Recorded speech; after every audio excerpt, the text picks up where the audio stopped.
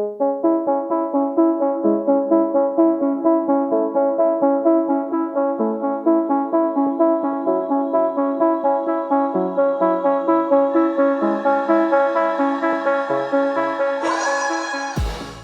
and welcome to the Blackout, where I get to talk to amazing people who do amazing things. And today my guest is someone I've been dying to talk to, someone that gets shit done. DeRico Symonds, thanks for coming to the podcast today. Happy to be here, brother. Happy to be here. Thanks so much. I've been dying to do this for a while, but you have so many things on the go. I want to start with this question though. Like, how did it even all start for you? Yeah, I mean, I don't even know if I ever even thought about that, but like, let's see. So things started for me, I would say from, I would use the word admiring how hard my mom worked. And so I have three brothers, but at the time it was just me and my oldest brother, D'Angelo. So right now it's me, Michael, younger brother, oldest brother, D'Angelo. So we grew up in the pubs, public housing, or for people who don't know it as the pubs, Bears Westwood. And so I admired the things that my mom had to go through. There was, let's say, bad men at points, but then there was also financial struggles. And so seeing how hard my mom worked and how much she had to sacrifice in order for us to get what we needed, it was kind of like, well, like, how dare you go out there and like fuck it up? And so seeing that, I had to work hard. And like that was the first example of like what hard work actually meant and what pressure actually was. It's pressure if you don't know where the money's gonna come from for food for your kids, or you don't know where the money's gonna come from to pay the bills. And so like that was like the baseline foundation for me. And then from there, I took what I could from different people and mentors in my life. But I would say like that kind of upbringing really, I'd say, lit a fire, and just unspokenly what my mom would do really set the course for me in terms of you got to do it. You got to. Wow. I mean, but, being that young, seeing all these things she did, like, did it ever feel too much? Well, so I say like, and I laugh a little bit about this, like I didn't know that we didn't have until we actually left the house. Because my mom did a really good job in terms of making sure like, we had what we needed, even if that meant her going without. So I didn't know what the rest of it was until I left, and I was like, oh, so-and-so has this, or like, you need money for this. But inside of that house, she made sure we had what we needed, and she made sure that the things that she went through, she tried to kind of shield us from that. And so, like if you could visualize someone standing there, there's fire behind them, but we're in front, and she's making sure her back is getting burnt to protect us from all of that. Wow. So that's really where it started for me. And like as a kid, you don't really realize, but then as I start getting older and actually becoming more aware and conscious of society and the things that are happening, I'm like, God damn, like the things that she would have had to go through, the things that I know she went through in order just to make sure we had what we needed is astounding to me. Wow. I mean, having that type of background, it's kind of difficult to fuck up though. Honestly, like for real, like you can't. Yeah. So one thing I've been learning lately is that some things, like if you can try and go back and think of that thing you wanted to do or be while you were younger, that can kind of be your passion now when you're grown. Do you remember some of the things you wanted to be while growing up? I don't think I ever actually answered like that question that they would ask kids, like, what do you want to be when you get older? Like, I honestly, I think what I said was an NBA player. I think that was the only thing that I ever said. But, I used basketball as a vehicle to sort of take me to where I needed to go or take me through education. I got on my first flight ever because I was playing basketball. I left Halifax because of basketball. And so, didn't make the NBA, but I used that as a vehicle, sort of that thing of, shoot for the moon, if you miss, grab a star kind of thing. And so that was the vehicle, but I like my mom, like always worked with people. And I just always knew that I wanted to help people as much as I could. there's many things that I would want to do, but I don't have the means. But as much as I can, that's sort of what I'm trying to do. And again, I think that came from seeing the work that my mom did. She worked in school. She worked with kids. She tried to help people as much as she could. And even my grandmother. I get a little like like my grandmother, like just because at some point she she'll be gone.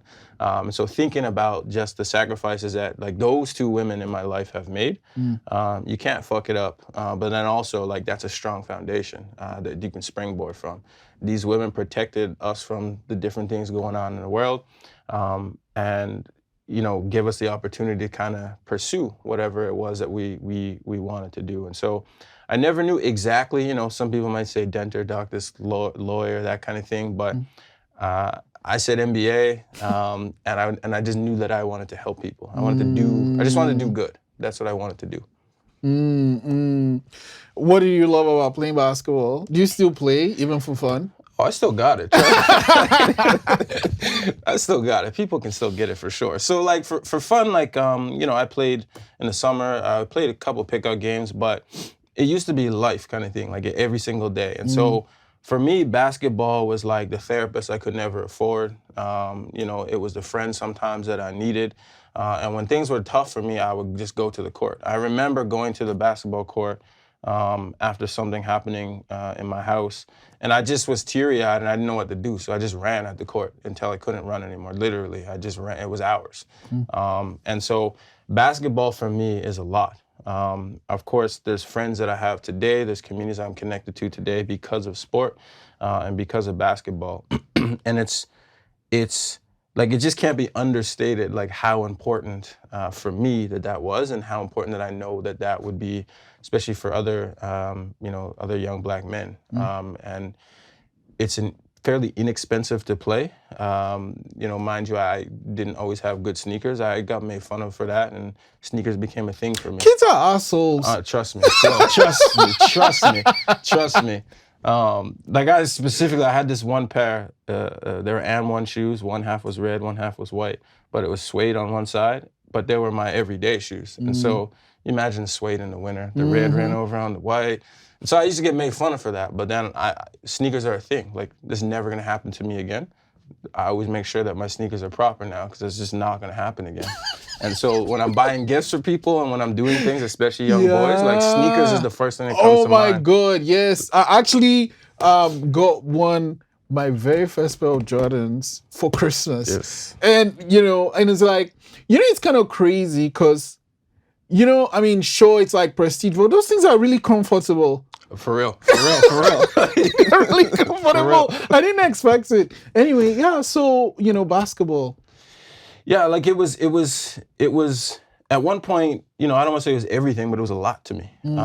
And because I wasn't, like, we weren't just going on trips. Like, we weren't just going, like, we didn't have a car and stuff. And so basketball was that thing that was able to do that for me. And then also, I played basketball in university, so it took me to university. It was the motivator for me in terms of, if I don't get this done, I'm not going to be able to play. So it connected me to a lot of different people.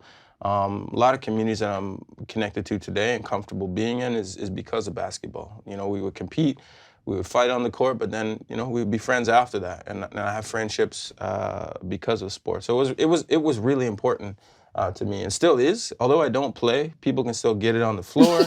I don't play, but I think about it all the time. Like, it's just still something that I think about all the time. I watch highlights, but I don't sit down and watch games like I used to. But very, very important thing for me. Did you have any issues with like balancing school while you were in university and playing basketball? Man, so it's like a kinda. So I never really looked at that as like, it was hard, but like, again, like how I grew up, what I saw, like for me, like I could separate the two because, okay, you got basketball practice, you have to, you have assignments, you have an exam, and I'm like, all right, like this is gonna be challenging, but like, this is actually a privileged position to be in. I'm in university, I'm healthy, I'm going to basketball. So I try to always look at it as half full or even full.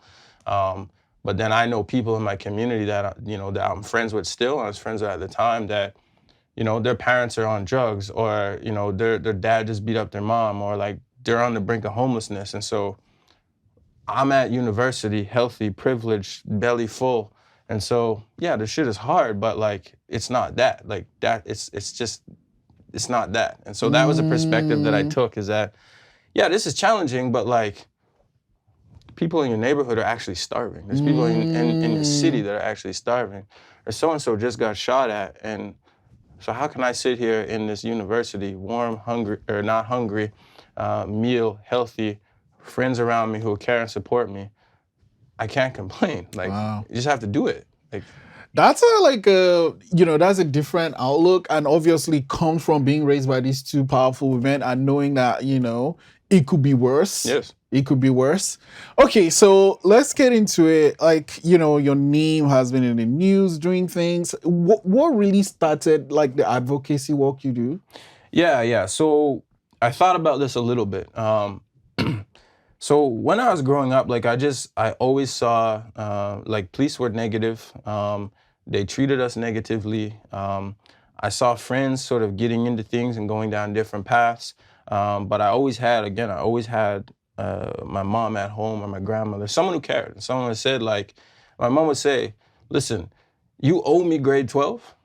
After that, you can choose, but you owe that to me. And I chose to go to university. And so, the advocacy started really with first mom, grandmother, but then other people in my community.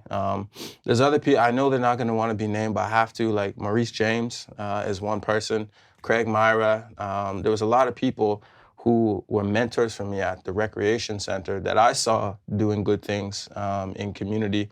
And it's almost something that's like, you can't explain. Like, I just wanted to do good. Like, I wanted to do good, starting with, I wanted to uplift as many people as I could in my community. I didn't like seeing people struggle. I saw that personally at home. I just didn't like that shit. And so with everything that I had, which, at the time wasn't much, like, I was just trying to do, as many good things as I could. And it took some evolution. Like, there's people that knew me back then, even in university. My first year, I didn't speak to anybody. I made the basketball team, but I didn't talk to anybody unless you talked to me. And as I evolved as a person, that's when sort of things started to change. And so university for me was a really pivotal point. And I would say that's when I started, I don't want to use the word taking it seriously, but like, that's when I really started to kind of unravel and become the person that I was going to be for the rest of my life. And so I think it's really a culmination of different things that kind of were the right ingredients, the right people, and timing that kind of pushed me on this path to like just wanting to help people. So like the basketball, the wanting to help people, that has always been there. And then you have this solid foundation, school, basketball, balancing out, finding your voice. Or in what way do you find your voice? So I don't actually think I found my voice. I think I always had it. It's just finding the right time, the right opportunities, the right places, the right things to say. Everybody has an inner voice. It's always going. It's always talking to you. It's always saying stuff. But sometimes people just don't let that out. And so I always had a voice. Like, I would even always challenge my mom at home. Which it could go. Do not mess with a black mom. That always went, the other way. I might be running upstairs after I say something, but like, I always was into like challenging, always as a kid. And so, those things again, I sort of carried that into adulthood. And so I don't think I found it. I've always sort of had it. It just was around maybe getting sort of confidence, understanding, awareness in terms of surroundings. So I always just would observe before I say anything. I would observe, and so it was really about like just like getting it out there, letting it out there. So I think everybody has their voice, but sort of finding it, I would say that kind of starts in a deficit. If you say, you seem like you found your voice. Well, I'm like, well, no. You've always had your voice. It's just the right opportunity, the right time, the right people, all, brings that out. And then everything kind of culminates, and then you're doing this thing you're doing, you're speaking up for people that can't speak for themselves. You're doing things like setting up GoFundMe for people and things like that. Like, there's so much responsibility though. Does it get too heavy? Yeah. Like if I said no, I would be lying. Like it definitely does, because like the things that make the news are what makes the news, but then the things that you hear that aren't in the news are sometimes worse. And so it gets heavy, especially, dealing with like death, loss, shooting, like people sort of losing their homes, kids involved. There's no question that gets heavy. But again, like that's part of just the mission.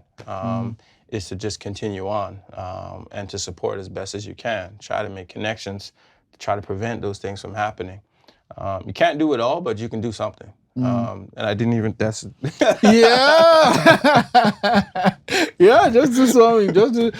As in, let's just segue to the t-shirt. What's the story there? Yeah. So a friend of mine, Tinashe Manolo, so he worked with me and took another job, but we're still connected. And so, we've been talking about, Black people, Black families sort of building like financial empires, going out on their own, being entrepreneurial, not being tied down to the system. So we talk about these things, and, he's a guy like me that has just a bunch of ideas. And we're just kind of talking like, yo, when you gonna do that shit though? And so I know when he sees this, he's gonna say to me, like, did you do that shit we were talking about? I know. And so this particular shirt, we were having a conversation, and I was like, man, originally the shirt, like my idea was like, it should say like, government, just do something. That was the original. But to make it more broad is just do something. And really what that means is that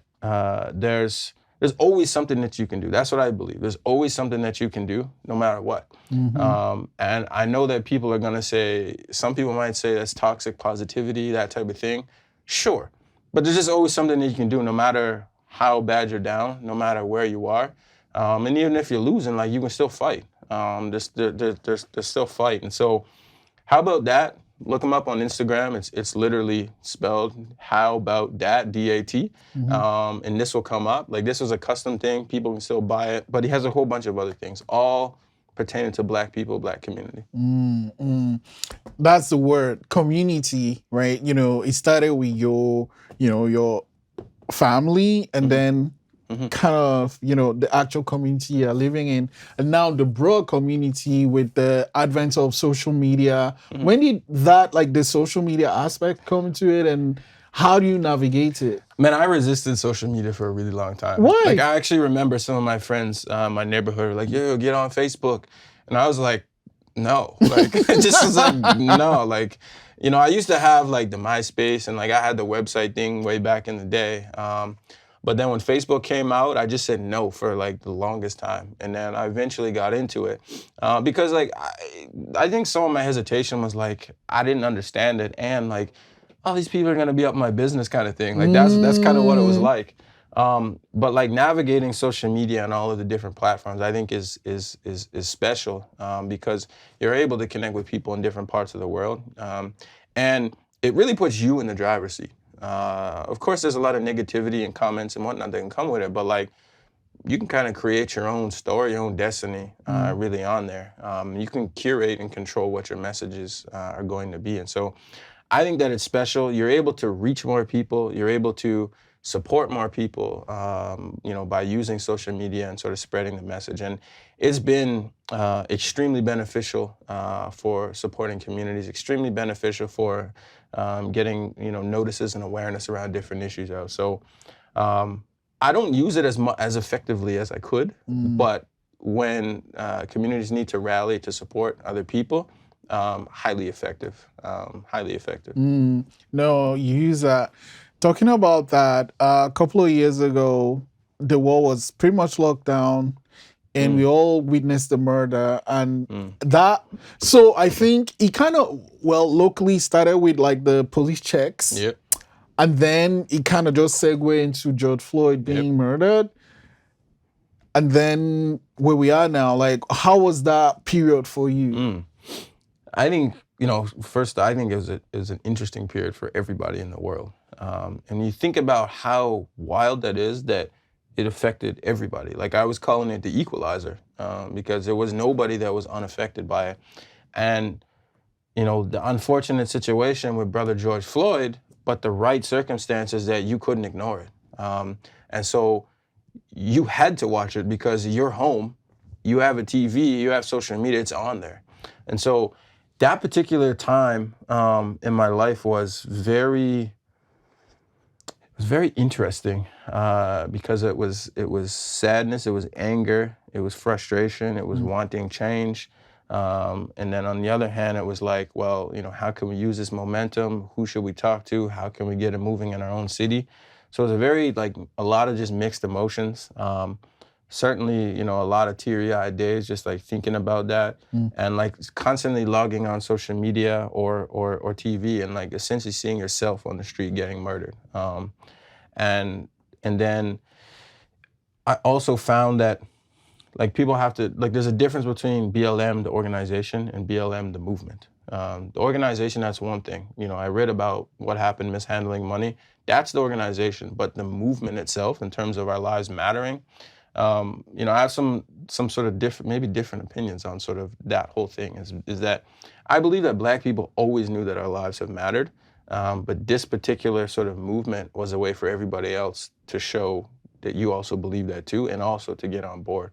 And so with the lockdown and the George Floyd thing, the lockdown itself didn't bother me. I actually appreciated it, because it was time to pause. Gave you time to be creative. You're almost forced to be creative, because the hardest thing, I think, for some people is to sit with their own thoughts. Oh my God. You didn't have a choice. You didn't have a choice. Yeah. You had to sit with your own thoughts. People were working out in the driveway. Like, we were getting creative to ensure that we were still carrying on as normal as sort of we could be. And I think that it was a moment in time where, there was probably the biggest conversation in terms of Black community and policing ever happen.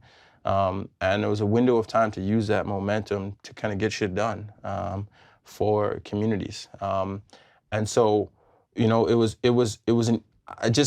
I appreciated that time to kind of sit, reflect, plan, kind of plot, scheme, all of that stuff. And so then when you come out of there, out of the pandemic or out of the lockdown, what new skills do you have? Like, what new passions? What were you doing?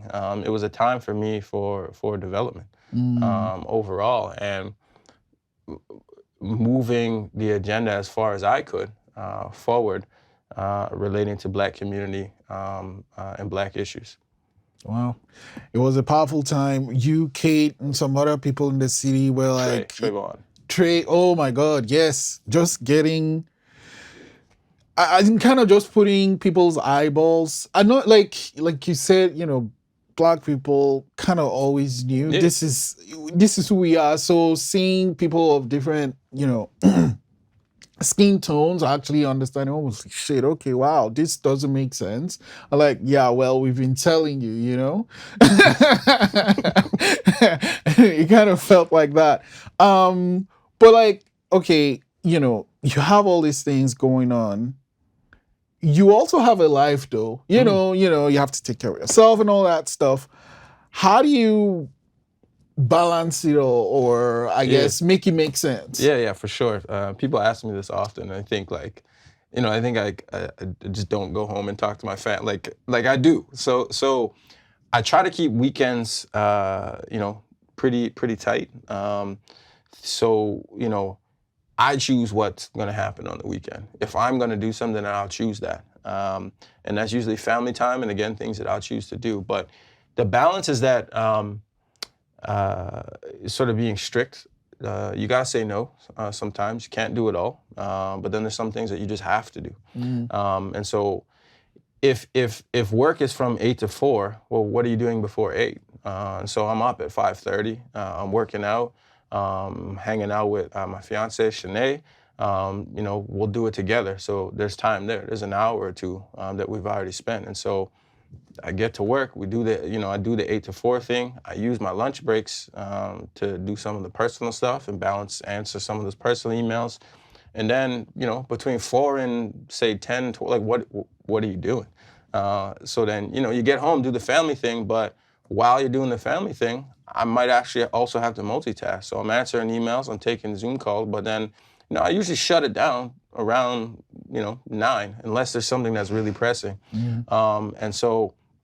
And shut it down means I might be sitting in bed answering emails on my phone or whatever, but like it doesn't stop. And so It's a bit of like a balance, because Shanae's also equally, she's also very busy and stuff in community. And so it's trading off. It's constant communication and making sure that each other knows what we're doing. And so I make sure that I make time for my family, but then I make sure that I make time for my family, which is community. And so really like, it's kind of like it all just, I don't want to say it all blends, but it's just sort of what I do. I don't know, I can't, it's one of those things that it's just part of what I sort of do.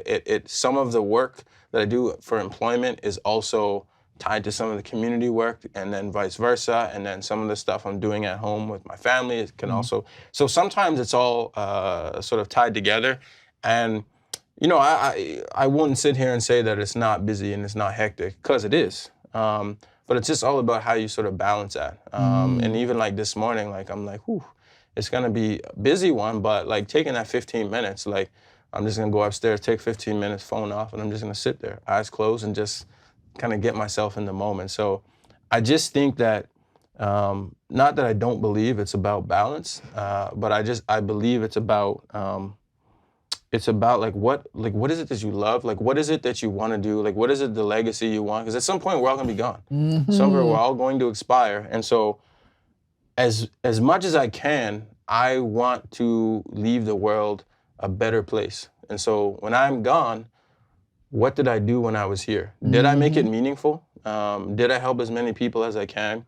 Did I get shit done? Yes. Did I do something? And so when I'm gone, what am I leaving? What am I leaving for a community? What am I leaving for my family? What am I leaving for my son? So at the end of the day, yeah, sure, I'm tired, but like, I'm still healthy, I'm still happy, I still have, could be worse, I'm tired, but me being tired in the position that I'm in versus a mother who's trying to leave, I just always take it back to sort of the roots of it for me. Is in public housing, like I know what it's like, and so I take it back there when I'm feeling stressed or when I'm feeling tired. It's like, okay, you're tired in a car driving home with some water to drink on your way to go make supper in your house with your family. Okay, what are you complaining about? There's people that are tired down there in the public housing community, or there's people that are tired because they don't want to get hit by their husband anymore. There's people that are tired because they're depressed. Keep moving, keep it going.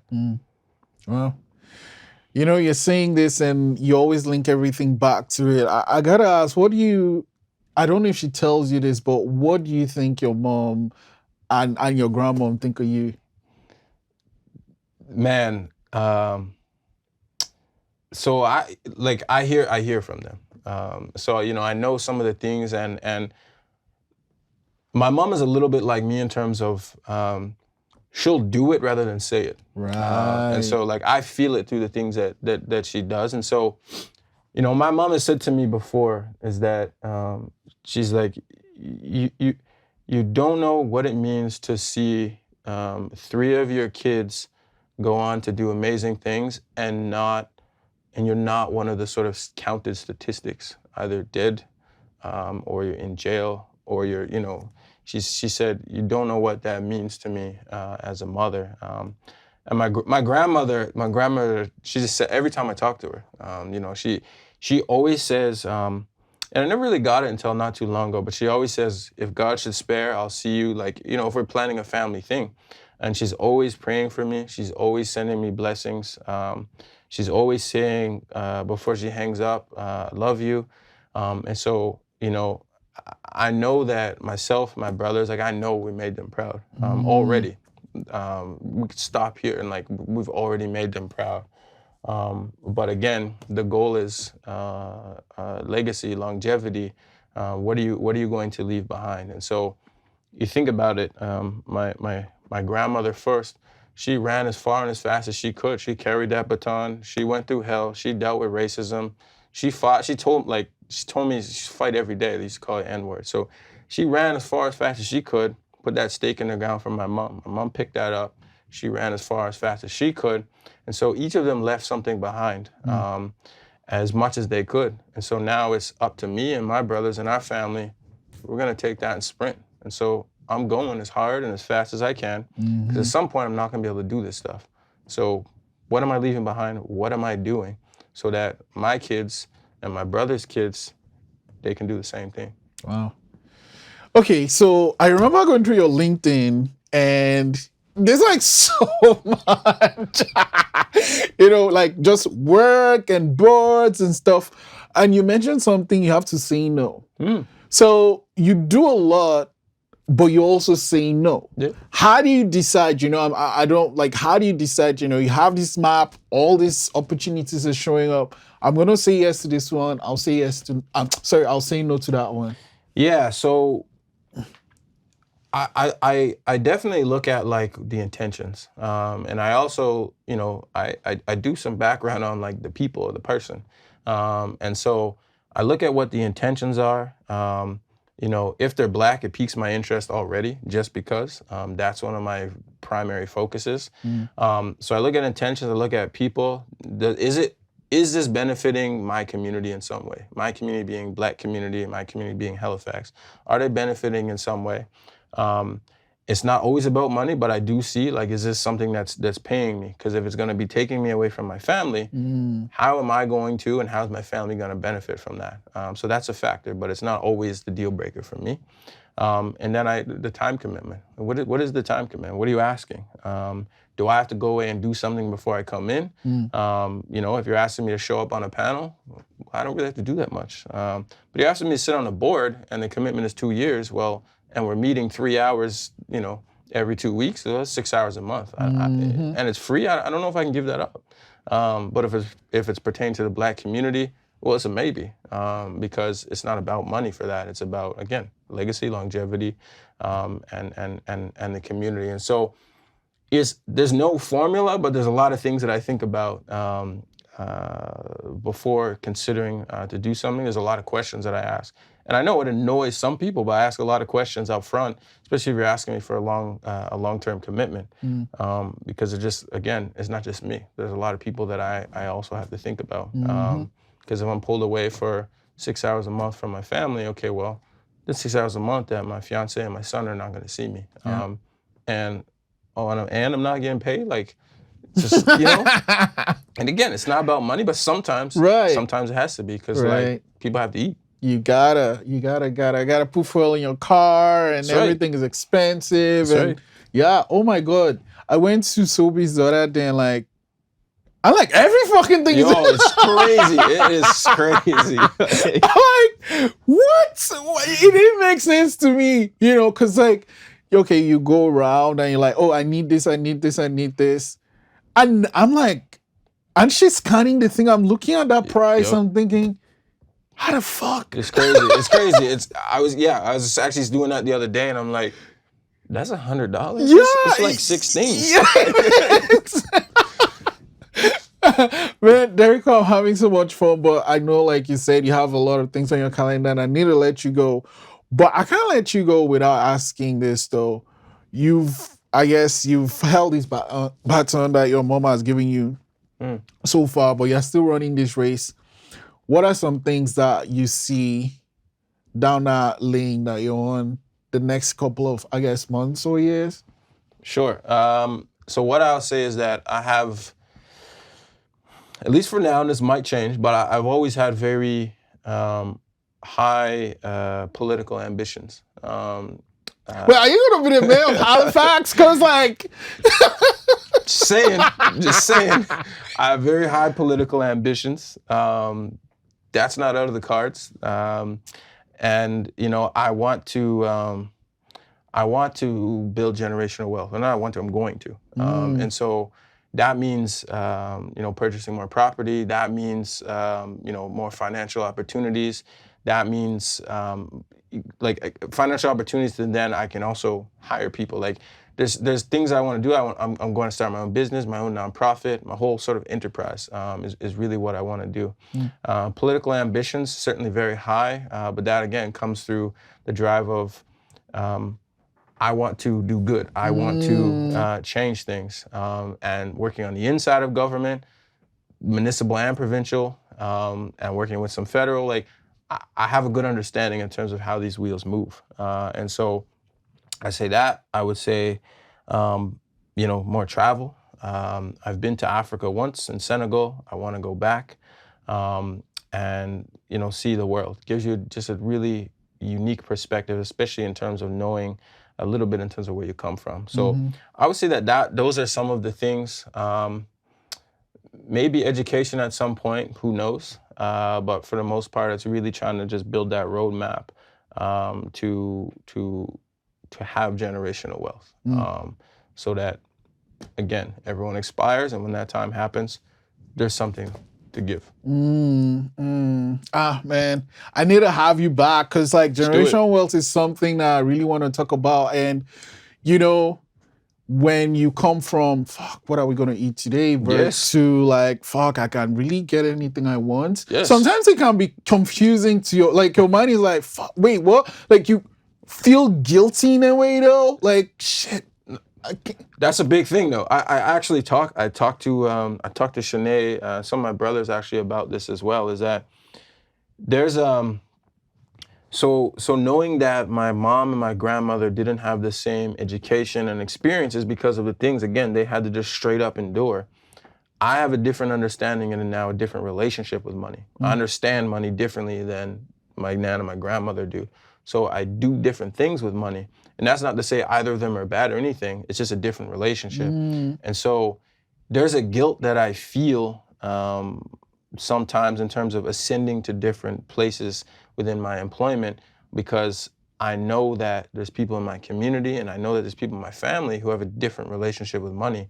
And so sometimes like it can feel like you're trying to rub it in, because there's certain people who are still kind of, again, different relationship with money. So it feels like there's a little bit of a guilt because, you're sort of here with money and your financial stability, and they're where they are.